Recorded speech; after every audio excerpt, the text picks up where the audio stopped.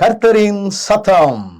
கர்த்தருடைய நாமம் உயர்த்தப்படுவதாக. கிறிஸ்துவுக்குள் அன்பானவர்களே, இந்த நாளிலும் கர்த்தரின் சத்தம் ஒன்றை நாம் கேட்போம்.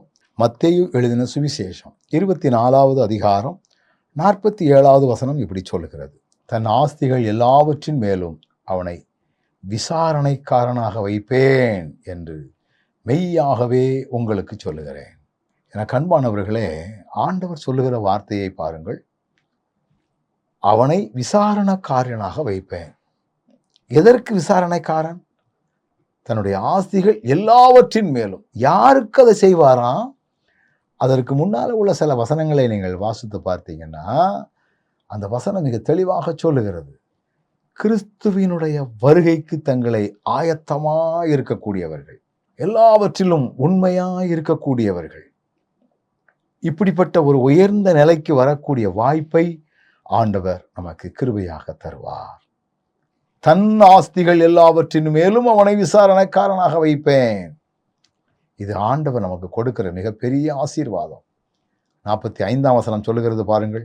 ஏற்ற வேளையிலே தன் வேலைக்காரனுக்கு போஜனம் கொடுத்து அவர்களை விசாரிக்கும்படி எஜமான் வைத்த உண்மையும் விவேகமும் உள்ள ஊழியக்காரன் யாவன்? ஆண்டவர் இந்த உலகத்திலே நமக்கு ஒரு சிறிய பொறுப்பான பணி கொடுத்திருந்தால் அதில் எவ்வளவு தூரத்திற்கு நம்ம உண்மையாக இருப்போமோ, அந்த உண்மையுள்ள ஒரு வாழ்க்கை நம்ம மேல்நிலைக்கு கொண்டு வரும். தானியேலை உயர்த்தின ஆண்டவர் சின்ன சின்ன விஷயங்கள் எல்லாம் அவர் எல்லாத்திலும் உண்மையா இருந்தார். அந்த உண்மைக்கு உயர்வு. அதனாலதான் வசனம் சொல்லுகிறது, உண்மை உள்ளவன் எல்லா வகையான காரியங்களும் பரிபூரணமான ஒரு ஆசீர்வாதத்தை பெற்றுக்கொள்ள முடியும் என்று சொல்லி ஆண்டவர் அப்படிப்பட்ட பாக்கியத்தை உங்களுக்கும் எனக்கும் வைத்திருக்கிறார். இந்த உலகத்தில் நீங்க சின்ன வேலை பார்க்குறீங்களோ பெரிய வேலை பார்க்குறீங்களோ, அதுல உண்மையா இருக்கணும், சின்சியரா இருக்கணும், பொறுப்பா இருக்கணும். கடமைக்காக அல்ல, முறைமைக்காக அல்ல.